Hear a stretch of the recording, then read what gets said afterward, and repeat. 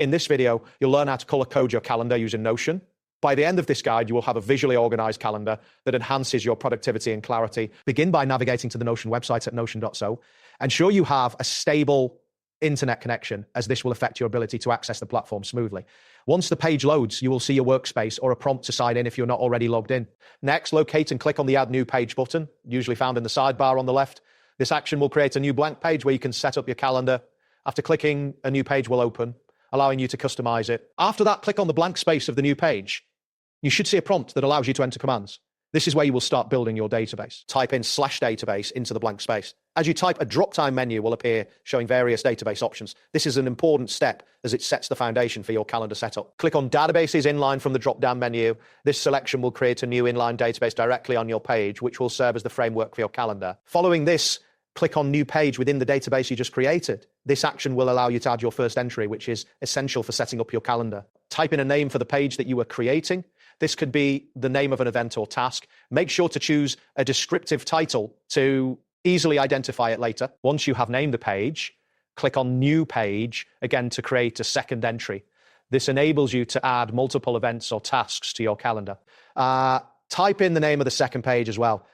Consistency in naming will help you keep track of your calendar entries more effectively. Now click on Add Property to include additional information for your entries. This step is crucial as it allows you to add custom fields to your database. Select Status from the property options that appear.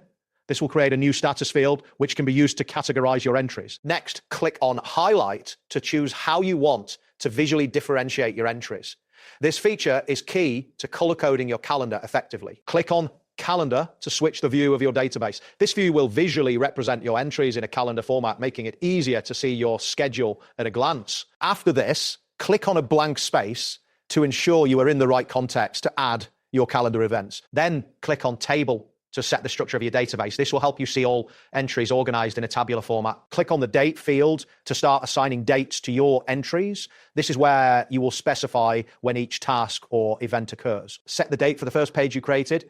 Enter the date accurately to ensure it appears correctly on your calendar. After setting the date, click on a blank space again to prepare for the next entry. Now set the date for the second page you created.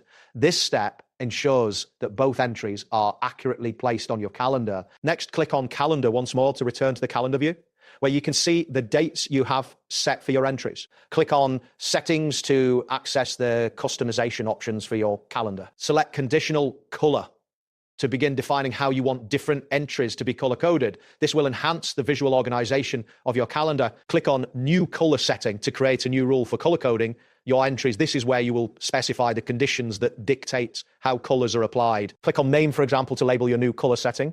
Providing a clear name will help you remember what this setting is for when you apply it later. Finally, click on Green to select this color for your calendar entries.